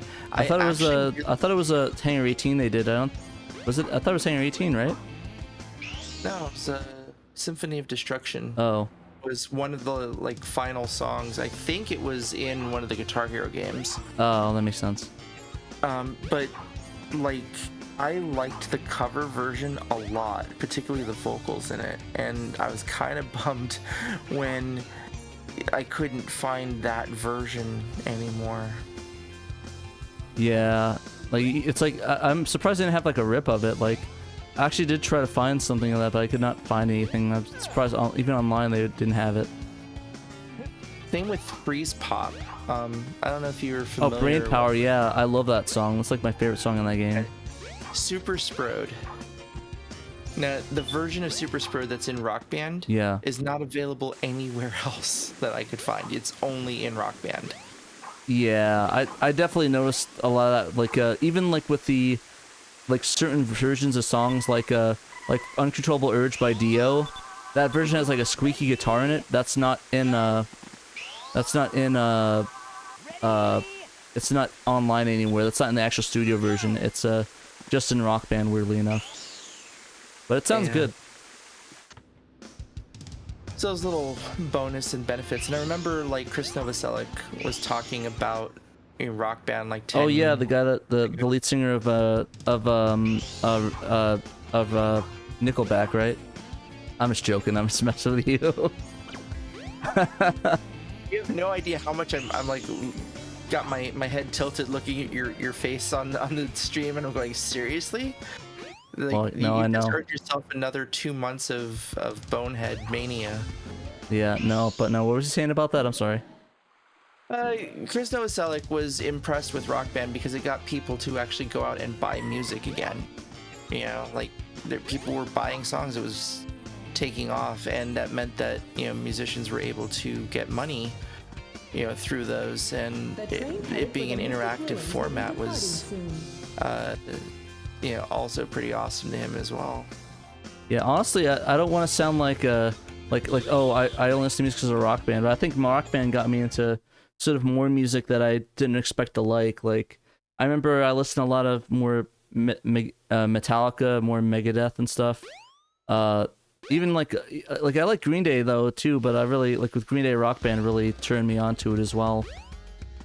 And of course the Beatles, I think that's what really, because I liked the Beatles previously, but I think that game really made me like go freak out on the Beatles and become like a massive fan, to the point where I have like several Beatles box sets of their full album discography, and I don't know why I have them.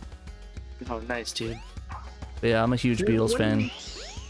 The one thing that I think Rock Band did really, really well, they had something called the Rock Band Network, which were, I think it was like standard fans taking music that had more forgiving or easier to handle licensing. Mm-hmm. And they were able to make songs out of that, and I'm so bummed that most of the Rock Band Network is not purchasable anymore. That is a bit of a bummer. That's kind of why I really hope that there's more preservation effort for some of these songs, like to the point where you can just easily get them like hacked wise. And I mean, it'd be nice to support the companies and stuff, but like there's songs you can't really get anymore on the store. They're just like inaccessible unless you hack it, or I don't even know if you can though. But you probably know better than me though. I never delved into any of the preservation attempts with the Rock Band. I have like 700 flippin' songs. Jeez. It's kind of stupid. Hey, it's not stupid. It's cool as hell. Literally every week, like every Wednesday or Tuesday, Wednesday, whenever the new releases came out, I would come home from work, turn on the Xbox 360, and like go into the store and look at whatever was the latest things out for Rock Band this week. You know, and oftentimes I would try to catch the stuff on sale and get, regardless of genre, but you know, they were still kind of pricey for what they were, and I didn't care. I wanted to have. Did you like just get the entirety of entire discography of Grateful Dead? You know, I did skip the Grateful Dead. I did get Touch of Grey, I think. Cool. I'm actually a controversial opinion. I actually do not like. Oh shit. Actually, I'm not a fan of Grateful Dead at all. Like, I know that'd be a controversial opinion, but I just don't enjoy Grateful Dead, sadly. I like Touch of Grey. I've heard it on the radio a few times when I was younger, and it stuck with me. So I was okay with that one. But I have to listen to that one again. like I got, was it Billy Joel? Oh, I love Billy Joel. I got all of his stuff. I got a bunch of stuff on the Rock Band Network. I don't know, now that we're so far removed from its heyday, I can tell you, and our listeners at home, one of my most recent Xbox purchases for the 360 was you could still go in and buy Rock Band songs that will work with Rock Band 3. So I went one day and I spent like $40 just trying to find songs that I didn't get when Yeah, that's fair. they came out. I think the PlayStation one you can't buy songs anymore on though, right? Because of the network shutting down. Oh yeah, PS3 network being down, I'm sure you can't, because I don't think they made that one backwards compatible. But look at forward-thinking Xbox for once. Like Honestly, yeah, I'm honestly glad that they decided, you know what, let's not screw over fans, because like Rock Band is still, I mean, it's still an in-demand thing. I mean, like all the instruments like during COVID just shot up in price like to an incredible amount. Like it was kind of crazy seeing like people try to sell instruments for like $100 or so, or like hundreds of dollars for a full set, when it's like you could have went to any game store and got it, you know? funny story. I bought not Rock Band. I bought Guitar Hero on my own, Guitar Hero 1 and 2. When Rock Band came out, I really wanted it, but I just changed jobs and it wasn't financially viable. But I'm on this website that I don't know if I really want to promote them now that they've changed so much. But it's a deal finding website, and they would sometimes have the community post contests. And I ended up winning one of these contests, and it gave me a full Rock Band set. Oh wow. For Rock Band 1 on the 360. I thought that was pretty flippin' cool. That sounds really cool. And now, like, some of the problem, like Rock Band 3 added the ability to have like harmonized vocals. You could have up to 3 vocal lines, and it added keyboard, which is great. Rock Band 4, when it was starting to make a resurgence, you took away the keyboard. Yeah, I was kind of annoyed with that, and the pro guitar. Yeah. And keyboard. So I've actually, like, more than anything else, I make it a point to try and buy up songs when I do have the urge to go and get more music. Yeah. I try and get the ones that have pro keys and pro bass and pro guitar keys at all. Yeah, it's really neat, and I really like the concept, because Rock Band 3 is like, we want you to form a band and be awesome. Well, the other one's like, we're just like, Rock Band 4 kind of felt like, oh, we're just going on the trend of it just so we can have it on a next gen console. And I really hope they go balls to the wall and you know what? Why don't we reinvigorate it and like make Rock Band like 4 like the GOAT game, or Rock Band 5 like the GOAT thing for this generation, like all pro instruments, all these cool songs, all the music's backwards compatible, everything's here. We got insane bands on it. We got like Led Zeppelin. Like if they add Led Zeppelin stuff, it's over for me. I'm getting that. I'm getting Rock Band 5. That's not a question of if. And that's not a question of if it's going to be when. That sounds like licensing nightmare. Oh yeah, Led Zeppelin is probably even worse than the Beatles in terms of that, but like to me, I would love to get just a Beatles, like a Led Zeppelin rock band, or like something that should be so cool, especially if it's like pro instruments. It's like you can play like Bono. Probably not. Bono or Bonham? Or Bonzo, sorry. Like, wait a minute.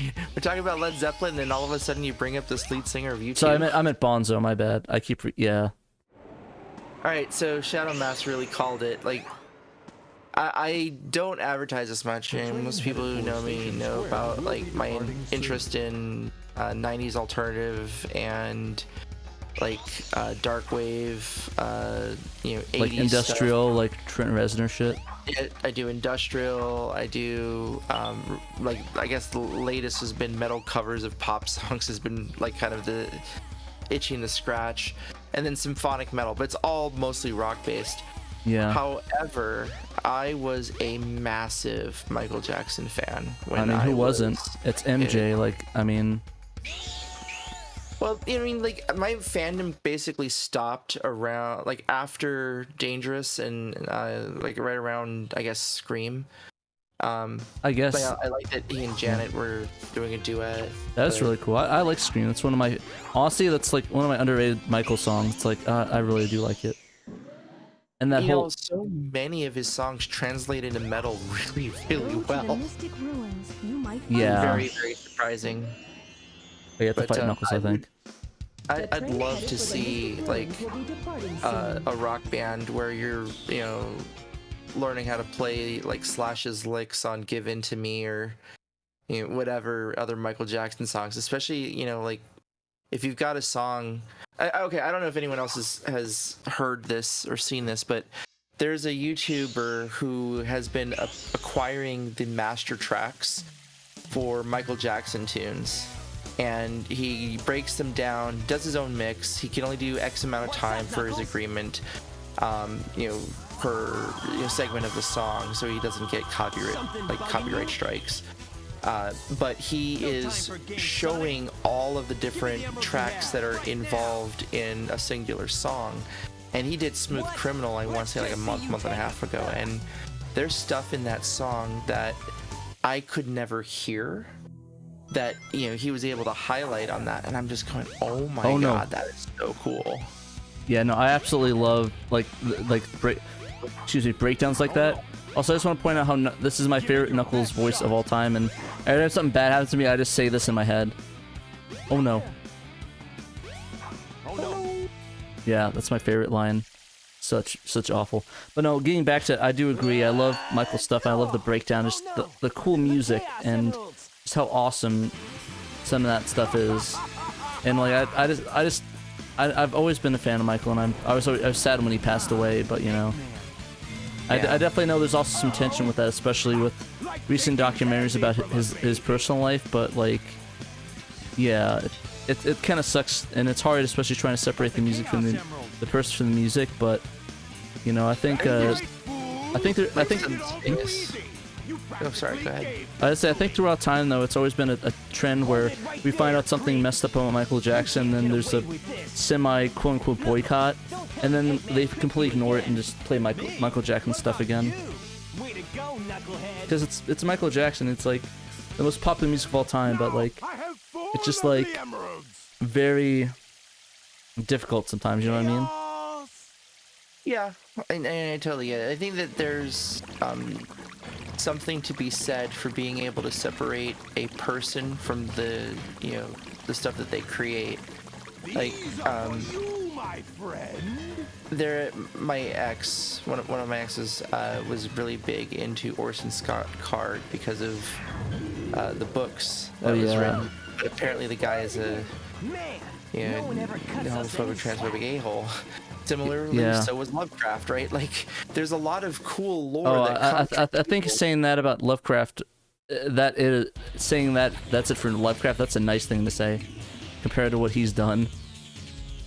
But you know, like, so you look at this world and this mythos that was created by someone like Lovecraft, and how many things have been inspired by that, and then you just know like what the human being was like, and you just kind of go, ew.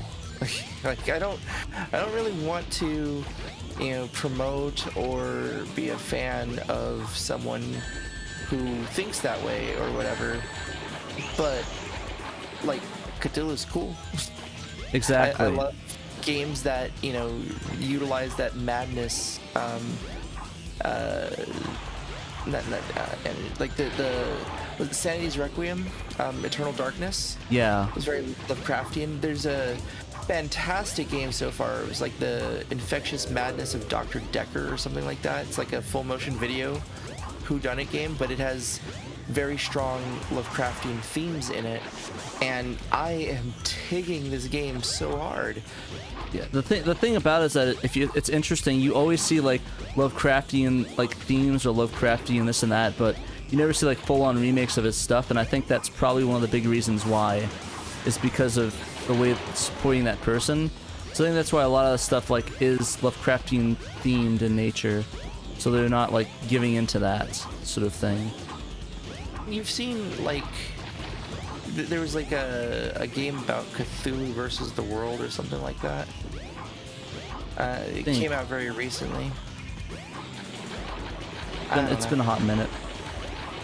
The end factor though is just like, okay, I was watching a video where Eddie Van Halen was describing about what it was like to like getting set up to play on Beat It, I think it was. Cool. And what he said in this interview was very off color in 2022. The end result, I think, is like Eddie Van Halen? Yeah. He died in 2021, dude. I know, but what I'm saying is the interview came out. Oh, okay, sorry. And then we're watching it through the lens of 2022. Oh, okay. And you're like, oh god, in 2022, what he said is awful, right? But Yeah. in 1980, it was kind of considered accepted. It didn't make it any less awful what was said. Yeah. But you know, if you don't take in consideration the context of the times that the things were said and the things were done in, and how the world worked that way, like it doesn't justify that. It doesn't say that it was okay to say these things. It just means that like there's no need to do cancel culture or erase culture based on what was said over there.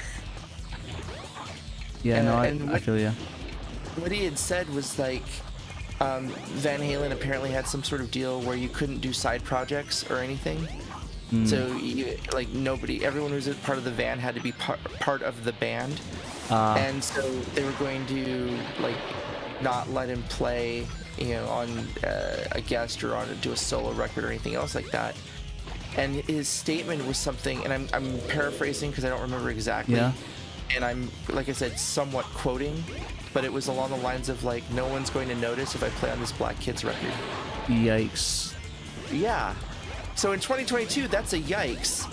And in 1984, or whenever that interview was conducted, they were having a grand old laugh about it. And to a certain extent, I could find why it was funny, because at that point, he was still already, Michael Jackson specifically, was one of the biggest stars in the world. Yeah, you're saying it in jest, of course, but yeah, it definitely didn't come out. Doesn't come out good in the lens of 2022. Exactly. And so this whole idea of, just because something was said back then doesn't mean that that's how, Eddie felt later on. And like it doesn't mean that he meant anything negative by it, but if you look at it in context through this lens, like I cringed, physically cringed at that statement when he said it, and I'm just like, oh my god. Yeah, it's pretty bad. Somebody in the chat's talking about Mike Oldfield. I don't think we say anything bad about Mike Oldfield. He did I actually kind of like him. He has some cool songs. He did that one song with from Metal Gear Solid, so I thought that was kind of cool. So yeah, we're talking about Michael Jackson, not Michael Oldfield, but I don't know if that's a joke thing somebody put in the chat. Rock band Slipknot would be great if you could have 9 people play. Most ridiculous idea ever. Rock band Chumbawamba. That'd be kind of fun. A rock band. They wanted to steal that DLC. Or was it Dixie Town something? Was it the guys that do Come On Eileen? Oh, Dexy's Midnight Runners? Yeah, Dexy's Midnight Runner rock band. I'd be kind of down for that. Like 80s one-hit wonder rock band, and it would just be like 10 years of one-hit wonders. They have a rock Guitar Hero rocks the 80s. I don't know if that would count though. It's technically a rock band, so maybe Guitar Hero, I guess. Scooby-Doo. Rock band Scooby-Doo. There's like one song, right? Yeah, kind of. Theme song, I guess. Yeah, honestly, I think there's a lot of Honestly, I think rhythm games need to come back because I like them a lot and I want them to. And I don't want to buy Japanese arcade machines just to play rhythm games in 2022. What was the first rhythm game that you remember playing? DDR. Drumscape. Huh. I Interesting. don't know. So anyone who, and like I know that other people had been playing DDR at that point, but I went to a Fun Factory, which is a arcade in Hawaii. It's like an arcade chain, and at Pearl Ridge Fun Factory, they had this giant machine. It was called, I think it was called Drumscape. It was 8 drum pads, and you could just like play along with whatever song, and it was like $1 to play in 1998 Huh. per one song. And oh my god, it made me just like love wanting to screw around with the drums. And I'm surprised it wasn't DDR that was your first. so I've never been like all that much of a quote unquote dancer, and so my friends were into DDR, and I'll never be able to get Butterfly out of my head whenever someone mentions DDR. It's a good ass song. That one and Mr. Wonderful are my tops on that. But yeah, no, I'm pretty sure it was called Drumscape. Let me see. Makes sense. Is it like Drum Mania? It's not Drum Mania, right? No, it was not Drum Mania. Gotcha. It apparently was pushed by MTV. It was called MTV Drumscape, or just Drumscape. It was made by Deveka Enterprises. It was introduced in 1997, and so it was a room. That's one of the things, like, you know how like most arcade games are just out and in the middle of the floor. Yeah. You had to go into a room, and then you close the door. So it was kind of like a karaoke room for drums. Interesting. Yeah, it was super cool. They stopped making it in 2001, and it was a DTX drum set, an amplifier, a computer. Apparently, it was running a menu system on its OS for just Drumscape. Honestly, like, thinking about this, you could probably build your own if you could find the software. I mean, you could probably just get a drum set in general, like a MIDI drum set, and do that. Well, yeah, I mean, you could, but like there was some element of it, you know, just like the experience, right? Like Rock Band is one type of experience. Drumscape was very similar, but very like strict on like the drumming, and it was super fun. And Yeah, Panzer Dragoon Airplane Edition. Yeah, this is exactly what it feels like. And sorry about that. You're saying? I'm just like reading up on the Wikipedia now. It was like the first music game based on the 1996 patents. It was released in 1997, prior to the first Beatmania game. And it claimed it had patents to cover not only all drumming games, but all music games.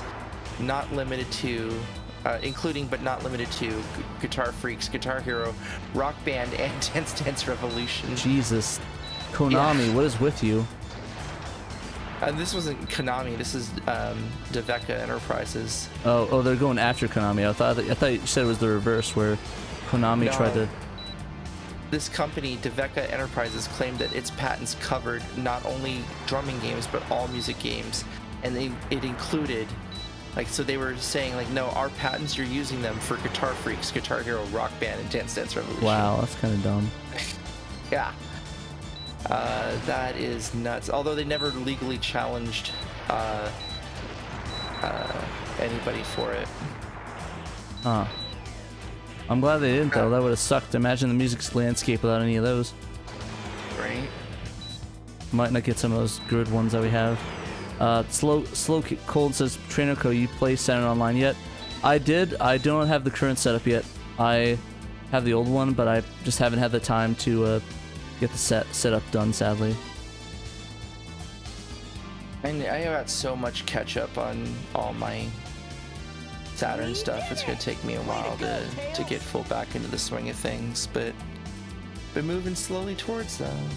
Nice. It would be nice to be able to, you know, hang with you guys and do stuff again. That'd be kind of fun. Although I'm totally want to get you into either a fightcade, or if you get over here, We'll have to find some fighting game that we can both deal with. I'm pretty good. I'm pretty decent at all of them, but like I said, it's just decent. It's not like I'm gonna be the champ at all of them, but I can pretty much hold my own in pretty much all of them. Really? Besides MVC, I'm garbage at it. And Tekken. Okay. Funny, I have Tekken 3 and Tekken 4. Yeah, I never was the best Tekken guy for some reason. Tails? Tails! What about Sonic the Fighters? I'm down. But yeah, my most fighting games are like SNK stuff and like Street Fighter and stuff. Well, I will I wonder have if he's okay. a lot of fun doing challenging you to Street Fighter 4. Oh, I'm bad at that one. What But about I'll play Alpha it. 3? I'm good at Alpha 3. I'm good at Alpha 3, Third Strike, the original Street Fighters, Street Fighter 2s. But besides that, I'm pretty bad at the 2.5D ones for some reason. I think that the hitboxes are just a lot harder for me to understand than the 3D ones. The 2.5D ones. So I'm pretty bad at those. Did you have cat allergies, or is that just Dave? Huh? Did you have cat allergies also, or was it just No, Dave? that's just Dave. I would cry myself to sleep every night if I did. I love cats. I've been around them all my life, so I'll figure something out. But anyways, I think that's about it for the stream. I actually have to get ready. I go to the gym real quick, and I'm going to a friend's party, so I will have to cut it short, sadly. But thank you guys for watching. Appreciate you checking it out. Thank you again for joining me for the stream. It was a lot of fun. I had a lot of fun. Hopefully, First time that we ever did like a full-on gameplay stream together. yeah, no. Hopefully, we can do it more often sometime. Be kind of fun. Sure would be. But anyways, guys, with that said, see you guys later. Remember, you must play SEGA Saturn. Oh wow, what good timing on that.